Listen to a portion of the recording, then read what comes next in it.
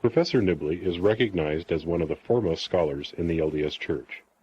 He graduated summa cum laude from the University of California at Los Angeles and completed his Ph.D. as a University Fellow at the University of California, Berkeley. He has taught at Brigham Young University for many years. Trained in history, and having spent a lifetime as a scholar of history, language, and religion, he brings a broad perspective to the study of the Scriptures. We bring you now Professor Nibley. Well, today we've reached the most famous of all passages in Matthew 16:18, among other things. Now it tells us that they went up to Caesarea Philippi, which was a place called Manu today. It's at the foot of Mount Hermon in the extreme north, as far as you can go north and east in Israel. They're right at the foot of Mount Hermon there. It was a wild place. Well, Caesarea Philippi, a village there. But when I was there in 1964, to show how wild it was, there was a herd of gazelle there. And the person we were with, the driver, said he'd never seen gazelle in his life before, and there were gazelles. But we went out with the royal hunter, the official hunter for the king of Jordan. Around, I was with one other person, and he says they frequently have wolves, the rarest, but they frequently have hyenas and leopards and bears and even ostriches have come back in that region. They haven't seen ostriches for hundreds of years, but even ostriches coming out. It's a wild country. In other words, he's taking the apostles apart as far as he can get. And it says there he asks them the questions. Who do people say the Son of Man is? Today, there's a general consensus. I've been going for a particular purpose. I've been putting myself up to date in the latest theological literature. You can do it quite fast if you read through periodicals over the last 3 years. And there's a universal consensus that Son of Man is simply Jesus' way of saying that he was an ordinary guy and nothing else, just Son of Man. But you notice that every time that passage occurs, and it occurs many times in Matthew, it occurs 27 times, it always occurs to him in his real nature. It's a code name, a perfect cover for that, because it always refers to him in his celestial capacity. The Son of Man is the one who's coming in his glory. Who do people say the Son of Man is? Well, he's just a person, that's that. No. Son of Man is something else. So you'll see he often refers to himself as the Son of Man here. So he asked them, who do people say the Son of Man is? And you know, some say, well, some say he's Elijah, some Redivivus. Some say he's Jeremiah the prophet. Some say he's John the Baptist. Some say he's one of the prophets. And then he asked them, who do you say I am? Incidentally, the King James Version uses both forms. See, who is a double relative, so it's who or who. Who do you say I am, or whom do you say I am? They're both correct, so we won't argue about that and continue on our way here. But who do you say I am? You notice everything here, and especially the next chapter, but here, everything is having a greater and greater distance between Jesus and the world, between Jesus Christ and the world. Matthew began with these miraculous manifestations. This was no ordinary thing. They're trying to show the people that it's literally so, and nobody wants to believe it. And he keeps trying to put it over to the apostles. It finally begins to dawn on them what he is really after. That we're really talking about the eternity. This is something else. And that is real, and this world isn't. So Peter asked him, you say, who do you say I am? And he says, thou art the Son of God, of course. And then he says he's going to call him Peter. And of course he doesn't call him Peter. In John he calls him Kepha, which is his Aramaic name. It's Kepha there. Here, of course, it's translated into Peter Petros. But the funny thing is, Petros has nothing to do with Petra. He says, I call you Petros, and on this Petra, because the one is a rock and the other is a gem, a jewel. And Kepha, well, we'll see it. See what the form is here. In John it says he's Kephas. And you remember in Revelations 2 and 17, it tells us that to everyone will be given a white stone, and he shall partake of the hidden manna. Well, now he calls, and that's the word stone that's used here. And he calls Peter the stone here. It's a stone of divination. It's an interesting development we've been having recently here. And in this 16th chapter of Matthew, he's just been talking to them about the hidden manna. Remember, what he said just before they went up to Caesar Philippi here, he said, don't you remember, don't you have any faith? Don't you remember the loaves and the fishes and the feeding of the multitude? There was a miraculous feasting of the manna that had been given. And the manna goes along with the for some reason in Revelations, it goes along. Every man gets a white stone that will admit you to the feast of the hidden manna. In fact, I have an article in the classical journal years ago on that very subject. Well, and if you read what Kepha is, if you go to Dalman's big dictionary, Aramaic dictionary, what he says Kepha is, the word he used for stone, was Edelstein. It's a gem, a jewel. And two Catholic writers today have really shifted ground. They said, Peter the rock, they say Peter is the rock of divination. It's the stone of discernment. One by the name of Ford and another by the name of Flusser have both written articles showing that even for Catholics, when he talks to Peter, he says, Peter, I'm talking about the rock of discernment. The stone of discernment, they say, which is probably the Urim and Thummim. All it means is revelation. And this is the rock on which he builds the church. The Urim and Thummim, the stone of discernment, the stone in the high priest's garment, and the seer stone. They were all very familiar objects, and mysterious, you might say, but he's talking about revelation. So he says, flesh and blood, and this is why I support with it, flesh and blood have not revealed this to you, but my Father in heaven, and this is the rock I build my church on, the revelation, of course. Because nothing is said here about, the precious jewel and the seer stone, and the Urim and Thummim, and the stone of revelation. It's called all those things. And of course, the Catholics even admit Christ did not build his church upon a man. Peter died, he left. This is not until the 5th century they settled this. Peter, he is head of the church by virtue of being Bishop of Rome. The head of the church is not a bishop, no. A bishop is only a city office. He is bishop of one city. But they say Rome was the capital of the world. That was its political position. That had nothing to do with any position established by the Lord. The Lord never set a particular city as well, of course, Jerusalem was the holy city. That was a pilgrimage. It's a very interesting thing. You won't find a single father of the church who encourages pilgrimage. They were all very much against pilgrimage, against going to Jerusalem, because it would cast a doubt on the holiness of Rome. I mean, Jerusalem was a sacred city, the holy city after all, not Rome. They didn't want people to go to Jerusalem, so it goes. Well, anyway, and then, of course, Peter left the scene, and nothing whatever is said about his successors. They say the whole point of this is that Peter had successors, and really there's nothing said about successors, about establishing office, having to do with any particular city, let alone Rome, which at this time was known to Christians only as Babylon. And so what he's talking about here is revelation. He's built his church upon revelation. Now, from this time, see, always should we stick with the text and then spend too much time on each verse, or should we move along faster? Better move along faster. From this time, he began to tell them how complete the break was.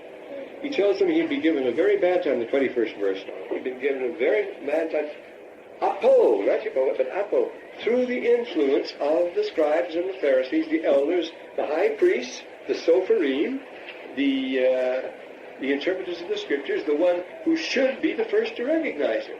Now, isn't this an interesting thing? These people were all the ones that spent their whole time with the Scripture, studying the law and the prophets, and looking forward to the coming of the Messiah. They're the very ones that should recognize him first. Well, why did they dig in their heels? Why were they the ones that always get in the trouble, right up to the end?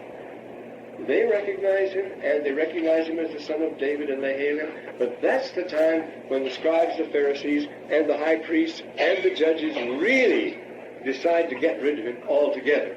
They fight every inch of the way. That's where the opposition comes from. It's from the ministry. I see the very people who should recognize him. You notice that throughout Matthew, it's very, very striking. They're the ones that make the trouble every time. When the people want him, when he's healing, no matter what he's doing, they'll run him down, challenge him, and he handles them every time. He silences them every time, but they always come back for more. And this is very clear, well, in the next chapter of Matthew too. But anyway, he tells them that these people would finally encompass his death. He'd go to Jerusalem and suffer at their hands. He names who they are, and suffer death. And then Peter really objects. He says, this is going too far. This is ridiculous. He confronts it. You must be joking, he says. The word he uses is helios, which means joking. And then you see what great distance, in the next verse, what great distance still there remains between the disciples and the realization of the issue here. Because the Lord uses the strongest possible language to bring this out. When he says to Peter, get thee behind me, Satan. Well, why would he say that? Well, it was, for one thing, it was a known expression. But here, Satan, I think, it is in his original sense. It means the one who lies in wait, the adversary, but it means the trick. Shatana means to lie in ambush, to try to trip somebody up. And the very next word after Satan proves that, he says, you're trying to be a stumbling block to me. You're trying to trick me into saying what you want to hear. But I'm afraid we can't settle for that, he says. So he uses this language. Adversary, one in ambush who tries to trip one up or intrigue. And the next word following Satan is, you are my scandalum. And a scandalum, of course, is a stumbling block. Something in your way, something you put there. It could be a trap or a rope across the road. Anything to trip you up is a scandalum. You're trying to trip me up to make me say what you want to hear, he says. But it won't do. Again, the gulf and the distance. And he adds to that, you're not thinking about the things of God at all. You're thinking the way men think, the way ordinary men think. And that won't do. So very clear he makes these things in that 23rd verse. Those who be reading along here know it, slow us down. And we emphasize speed in this class. Oh, me este soy tudo. That can never be, he says. But he turned on Peter and struck Peter and says, get thee behind me, Satan. You're a scandal to me. Scandalum. But he oofed because you're not thinking as God would think at all. Alataton anthropon. But the way ordinary people think in that won't do. Then Jesus said to his disciples, if you want to follow me, he's relentless in this. He's not going to spare them at all. And next, he brings this home. If anybody wants to follow me, he says, go my way. He has got to give up his own thing and take up his cross. That was the common means of public execution. Execution was the cross. There were crosses everywhere in the empire. What a ghastly situation. And follow me. Is this a cruel choice? What could you, so uncompromising. No, it is not a cruel choice. The next verse he says, no, I'm giving you the best possible news here. Anyone who really wants to save his life will have to lose it. He who thinks he can save his life is going to lose it. All right, but this way, he says, who wants to choose with Philip, who wants to choose to save his life can do so by conforming to the demands of the world and thereby limiting his short existence to this miserable span. And everybody knew it this time. Well, everybody knew it. The classic tags from the Greek tragedy, O genes anthropon osas isotome den amorithmo. O human race, how I consider you equal to exactly nothing.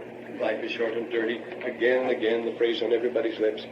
It is better for man never to have been born.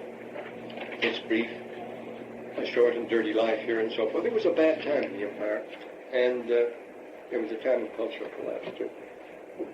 But you want to exchange, you want to gain that, he says, and then he makes his famous statement. If you gain the whole world, what good is it going to do you if you lose your life? And he doesn't use the word for life, which is bios or zoe. He used the word psyche, your eternal life, your eternal nature. That's a part of you that can't die. And the word isn't lose it, but the word is damazo, damage. That's our word damage is from it. If you do serious injury to your chances in the eternities, because you've got to live that anyway, that's not worth gaining this whole world as far as that goes. But here you just want to gain a little of it, hang on for a little while, and lose that. So it makes it very clear what the situation is here. But he who trusts me, meaning taking me seriously, lets his life go for my sake, is what he says here. And it can move. Because of what he has learned from me, he has a pleasant surprise in store. Again, this world is nothing. To own the whole world is not worth jeopardizing, wrecking, I say damaging is the word he uses, your psyche, the imperishable part of you. And as opposed to career or anything down here, forget it. Now he says, he's talking what the alternative is. And this is the alternative. The Son of Man is going to come in the glory of his Father. Another world in time. They just can't really believe that. This is the whole thing. They're right down to the crucifixion, they're not going to believe it, even until after they When they come and report the resurrection, the apostles won't believe it. And so, well, what's that got to do with the present farce that's coming into with his angels and so forth? And then he will give back to everyone.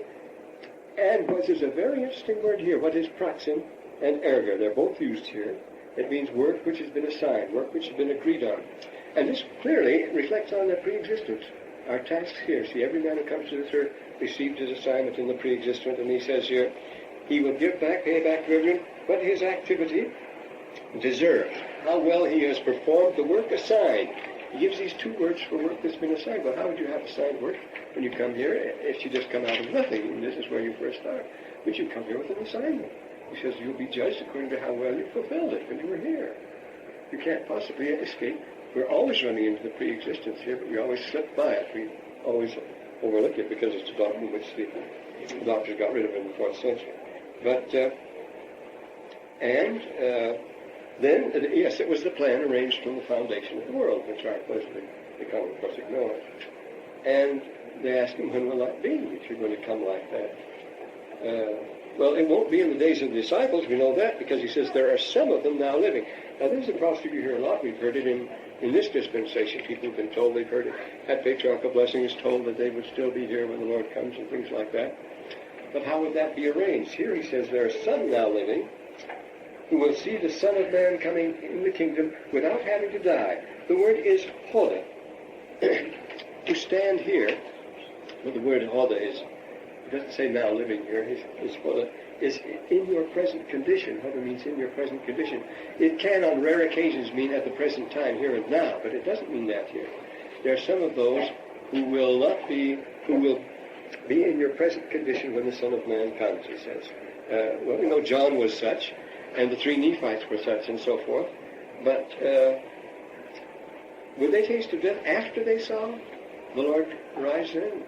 Well, everybody has to die sometime. Remember, this is the question that perplexed Moroni. He says he couldn't figure out what the condition of the 3 Nephites was until it was revealed to him by an angel. It would have to go through the same, but it would be a transition a quick transition in a hurry. Now, this happens to certain people, and the Lord says, this will happen to some. And John is still around there. Time is not the important thing. We're all living in the same project, so to speak, whether it's here or there, anywhere later. Time is not the important thing. Well, anyway, that's the last verse, isn't it? We're puzzled as Moroni was. And we get to the 17th chapter, which is a very interesting one, because every single sentence in it widens the distance between the Lord and this world. And it's astonishing how it brings it out. Now notice the first verse. It limits attendance. The Lord, this of course is the Transfiguration. And it starts out by limiting the attendance. He only takes 3 with him, just Peter, James, and John, called in Acts the pillars of the church. He takes them with him. So now it's a very limited audience, a very limited group he has. And when they come down, he tells them, don't tell this to anybody else until the resurrection. Then we can spread this thing wider. But right now it's very confined, secret. And they're watching things very carefully. And they say every verse here emphasizes the distance. A different sort of thing the Lord represents and is, and men simply can't take it. So they go up to a high mountain, now the most inaccessible place possible to the public, all by himself. That's as far as you can get in this world. And it says all by himself, bringing with him, Kadidian, to be alone. He went up to be alone, bringing with him Peter, James, and John. And he says they followed him. Now, in the legends, of course, remember the legends of Christ and his miracles and so forth. There's a vast story of how the church grew, how Christianity overcame the world and became the great victorious church and so forth. And always in those stories, the greatest manifestations are always reserved for the greatest crowd. Until the last seat in the theater is filled, the Lord will not perform it, or Peter or Thomas or Barnabas will not perform a miracle until the last seat is filled and the crowd is all ready, you see. And everybody's doubting, and then they can put on a real show. This becomes standard. But you notice here, the greater the revelation, the greater the manifestation, the fewer people see it, of course. And he was, second verse, metamorphosed in the presence. The word used is metamorphosed. You don't read word, is it? This confirms everything he's been saying. He really is from another world. This confirms it. He is another nature. And it was not just a manner of speaking. His being glorified with the Father, he's saying. Now, as I said, reading in these journals today, you see, well, yes, Jesus is the Christ Spirit. He's Jesus who is in all of us. He's glorified with the Father in the same sense and so forth. That's not it at all here. Here, the way he's glorified. His countenance shone like the sun, and his garments appeared brilliantly white. Good enough. The three men appear here. They've been good enough.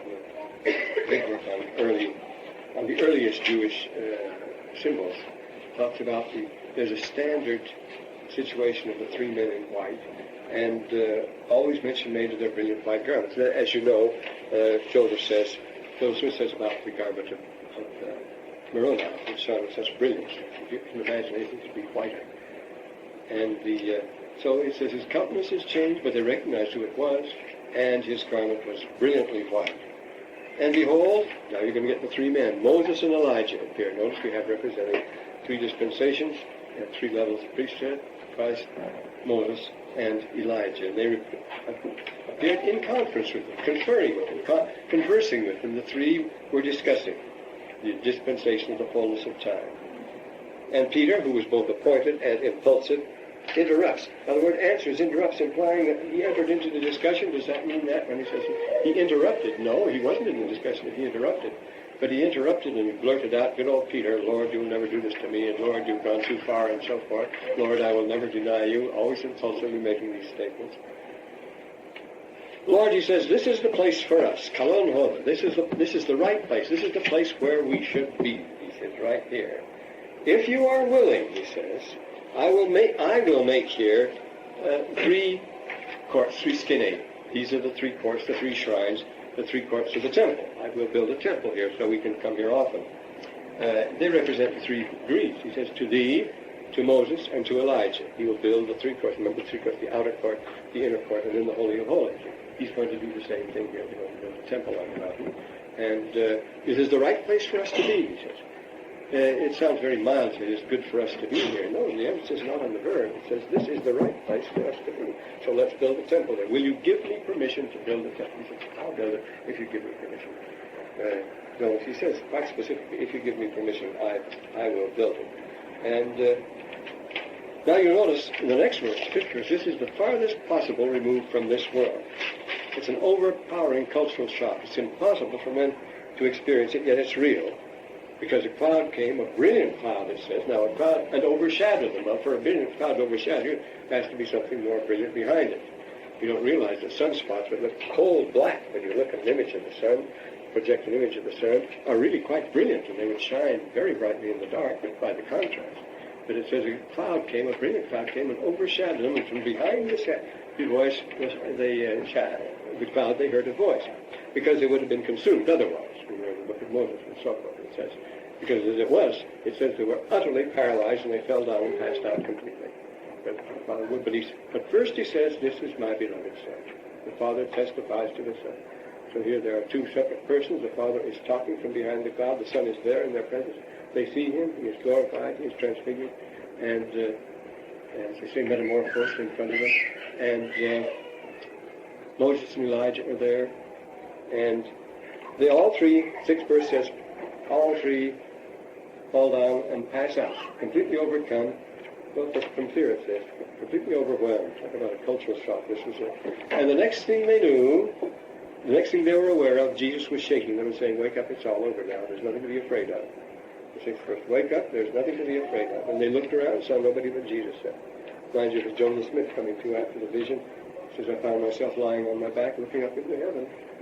Been in that position all the time, probably. But this was this is the thing that so impresses Edward Meyer, that he says the whole truth of the gospel, the whole test of the New Testament is whether this really happened or not. He says this is one time when we cannot possibly interpret it in a spiritual or abstract or allegorical manner. This, as it's put here, really must have happened. And this is so much like Joseph Smith's experience. He says we have a real problem here. And then they come down the mountain. The world was to know nothing about it until after the resurrection. It was not to be publicized at all. It was for Peter, James, and John. And the resurrection itself. when another such physical transformation would take place. An extremely important physical transformation. If he was really transfigured here, say metamorphosed, with the resurrection, it's going to happen again. He's going to be resurrected. And if you're resurrected, then the people won't believe it. And it was still too much for the disciples, to say nothing of the world, to take. We didn't want to save any other disciples or anything else. But as they're coming down the mountain, they say, but what about Elijah, the forerunner? Remember, always Elijah was to be the forerunner. Elijah must come and first announce the Lord, the Messiah. And the answer is Elijah comes first, and he will restore everything. And so the Lord says in the 12th verse, Elijah did come, and they didn't recognize him either. In Wright's meat, they didn't recognize Elijah either. They treated him like a nobody. They pushed him around. They didn't do anything they wanted to. They treated him like a thing there. And it's going to be the same thing with the Son of Man. This is not going to solve, this dispensation is not going to win over at all. We talk a lot about the great apostasy and all. It was the great rejection. They never got in enough to apostatize very much. There was no great apostasy. That was imperceptible as far as that goes. But they never really accepted him. He says here, they wouldn't accept John. They treated him as nothing, and it would be the same thing with the Son of Man. Then the disciples realized that he was speaking of John the Baptist. They hadn't known before. These things are gradually coming to light. And now, the next verse, they go down, they're met by a great multitude, and we get the completest possible contrast here. We've been in the presence of the Father and the Son here, and he goes down, and they're met by a crowd of mob, and out of this mob comes a person who is possessed by a devil. And it's the worst possession of all, because it is the devil speaking to him. Of course, he has had a consultation with Satan before. Brother Fletcher. A couple of things to add. In Mark 9, Joseph Smith translation adds that, Mark 9 verse 4, there appeared unto them Elias with Moses, and then it says, or in other words, John the Baptist and Moses. So it's possible that both John the Baptist well, as well as Elijah. that's passage, yes. And another thing was in section 63 where it says, he that endureth in faith and doeth my will, the same shall overcome and shall receive an inheritance upon the earth. When the day of transfiguration shall come, when the earth shall be transfigured, even according to the pattern which was shown unto my apostles upon the mount, on which account the fullness ye have not yet received. So we're dealing with a totally different word, a totally different thing, and people wouldn't accept it. But this John the Baptist, remember, the people took him to be Elijah, Brother Beavis. He was the wild man, I mentioned him before, and living on wild locusts and honey, and letting his hair grow and so forth, not touching wine or anything like that, and living in the desert, and living in the wilderness. And they called him it's a very interesting thing. Josephus tells us, when they asked him his name, he says, I'm Enoch, I'm Enosh, which was the same as Enoch Elijah. See, Enoch and Elijah were the two who had come together to announce the Messiah at the end of the world. It was always believed, we still accept it. The two shall come together, Elijah and Enoch will come.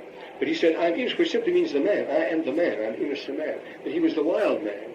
And of course, in the book of Enoch, they say, a strange thing in the land, a wild man has come among us. This figure, but then when they come down, the Lord says to them, this was Elijah, if you can understand it in this sense. If you can understand it, he adds that. And that's very important. This was. Because then we know that he came in the spirit and calling of Elijah. This was it. But if you're in the spirit of the calling, well, Elijah was succeeded by Elisha, as you know. Was it in the spirit and the calling? Yes, he received his robe and he received his aspect, as far as that goes. When the robe of Joseph Smith fell upon Brigham Young, again, you have the same sort of thing happen. We're dealing with types here. In other words, a person could be a substitute, but it's more than being a substitute. We can hold that same office and calling. Yes, I say that's why we should stick more to the text, I say, instead of just these notes. And I want to hurry along, and I see the time is up now. But let's see now, he goes, yes, but the contrast is this, you see. He comes into contact with the other side, a raging, maniacal character whom the disciples couldn't cure. The only time this happened, you see. This is from the very best to the very worst we go now. We now see what the Kabbalah call, they see the Achra, meaning the dark side, is things being used today. Well, I notice now the other side of things. They couldn't reach him. And I think this contrast here is intentional, from the highest glory to the realm of the desert, in quick transition here. They're confronted, they're put side by side. And he says to them, when they couldn't do it, whom does he rebuke? He doesn't rebuke the devils, he rebukes the disciples. He says, you don't understand this. How long have I got to be with you and put up with this sort of thing? Again, the distance between him. The Lord is out of place when he says, how long must I put up with you? There's no thought of compromise, of adapting to their level, for it's not beyond their capacity, or he would lose patience with them. He knows they could do it, and they do later on, but they're the ones that are weak. It's their lack of faith. And the disciples then ask him privately, asking to rebuke them publicly, why couldn't we cast it out? Throughout, they always use a neuter there. Not him, but it. Why couldn't we cast it out? And the answer is this in the 19th verse, simply because of your lack of faith. There it is again. And then he says, another famous mustard seed passage, and this is an important one here. Faith is a grain of mustard seed. I was reading a passage yesterday, right from the beginning of Ptolemy, on the creation. It's a very old Jewish tradition, which survived Jewish communities in the Persian Empire. And it has to do with the grain of mustard seed, too. And it's a very interesting explanation, and it is this. Mustard seed is the smallest of things at all, but it is real, you see. Your faith as a grain of mustard seed, it doesn't say as big as a grain of mustard seed. It can be as tiny as it wants. As long as it is real, as long as there is solid substance there, that's the idea, not how big it is or how small it is. If you really have the faith, then you've entered into another type of being. Then you've entered into, another framework, you might say another frame of reference, another concept of matter, material, as far as that goes. But the thing is that it's real. See how I put it here. How big is faith? It is to represent the least reality. Faith is a force known only by its effects on its possessor and the world, but we are not yet ready to accept it, and that other realm as real, the mustard seed. Any faith at all is what you need. If you had any faith at all in that other thing, then you could move mountains. Well, E equals mc squared. How much matter does it take to move a mountain? Not very much. Much smaller than a mustard seed would do it as far as that goes. But this is the idea that we're talking about another phase of existence. And it could be just as real to you as could be represented by one little mustard seed. Then you would be able to work with it and do anything you want with it. Another thing, this is a very interesting thing again, that the Egyptian temple is like a powerhouse in which you have a switchboard and a control board, controls. And it just takes a little push of a button. It takes the least application of effort to produce enormous results, you see, if you have the right hookup, with the power of the priesthood and so forth. But it has to be real. You have to make the contact there. And if you can do it, then there's no proportion at all between the energy you need to exert and the results. You can move mountains by just pressing the right button as far as that goes, this analogy. But you understand this and you accept this particular phase of things. This is what he's talking about here. And the next verse is omitted, I see we're through now. The next verse is omitted from Messel entirely. It's another answer to the question. This kind comes not out except with faith and prayer. Here there are degrees of faith, ways to overcome our natural resistance to faith. Prayer and fasting will place distance between you and this world. That's why we do it. Not that we necessarily approach the other world, we gravitate there naturally. But we must remove that obstacle first. That obstacle is very real. Remember the things of this world and the cares of this world that keep the seed from springing up, that keep it from... We must remove that obstacle. How do we do it? Well, he says, you have to work on that one. And you have to do fasting and prayer. Now, this is the kind they couldn't solve. Well, this will allow you to remove that obstacle, which is the concerns of this world. I mean, what we're going to eat, what we're going to wear, what we're going to drink, and so forth. That's it. So this is the way we work on it. Through prayer and fasting. And you mentioned prayer first, Mr. Bennett. By prayer and fasting, you put it the other way around because it sounds better. So fasting and prayer place distance between you and the mesmerizing grasp of this worldly concern, the imperatives of the flesh. You have to break through them, and that's what fasting and prayer is for. So, I hope you all fasted today. Well, the next verse, one more verse here, we're really through with the chapter. They're on their way back to Galilee again, and he tells them this thing is never going to be settled. Not now, you don't expect it. The Son of Man is going to be handed over into men's power, and they will put him to death, and on the third day he shall arise. It says that next verse says they were terribly upset at this news. The first part of the prophecy, they accepted that he'd go to Jerusalem, be handed over and put to death, but they wouldn't believe that he would rise again. They wouldn't believe it yet. It says they were terribly upset. They're absolutely sick. They didn't believe a word of it as far as his rising again. He still hasn't got through to them. All the way through Matthew you find that. The gap between us and it still exists between us and the gospel as far as that.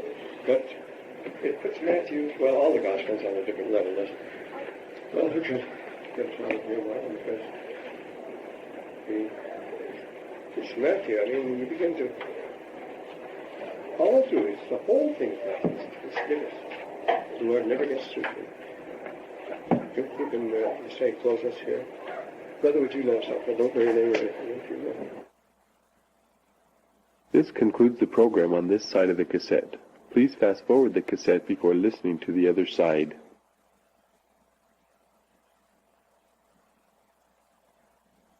Their own persons and put on quite a show.